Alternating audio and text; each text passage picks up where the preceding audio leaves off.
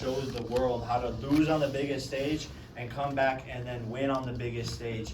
And it just goes to show for anyone out there that's losing, it may be a boxing match or maybe in life, take the L on the chin, get up the next day and get back.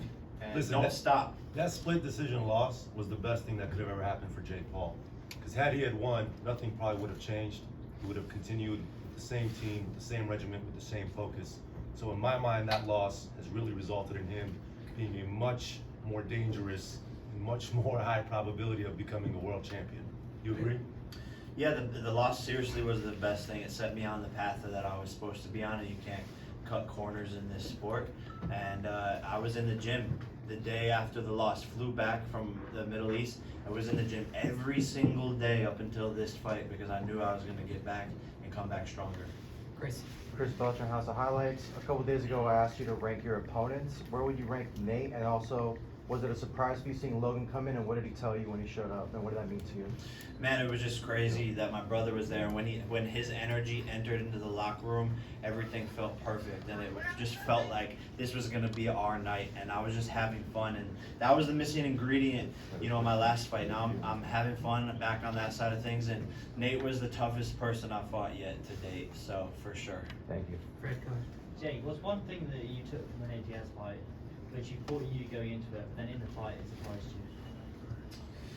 One thing I took from it, I think the confidence in knowing I can go 10 rounds with nonstop power punching is really great experience, and I'm just getting more and more comfortable in the ring and learning to box, learning to slow things down and see things, vision clear. So that experience is priceless. Jake, Conor McGregor actually tweeted, he didn't say anything about your performance, but he did insinuate he was watching because he made a comment to Sweetie.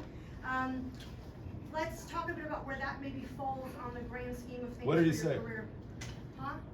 He said, fuck this, Sweetie, what's up? But I'm saying he's obviously watching. Where does that fall in the grand scheme of things in your career, having a fight against Conor McGregor? I don't care about that guy. Yeah, he needs to go to rehab. I want Nate in MMA. I want more professional boxers, and I want Canelo.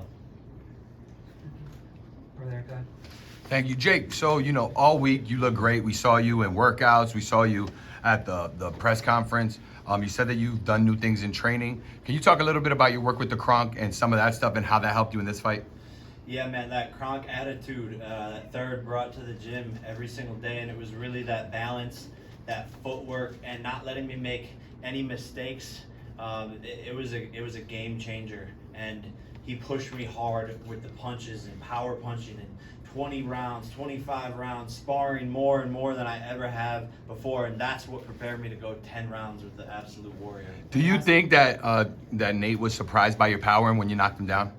For sure, I could see it the whole fight. In the first round, I seen his eyes light up, and he was like, okay, they talk about this kid's power, but when you feel it, it's different.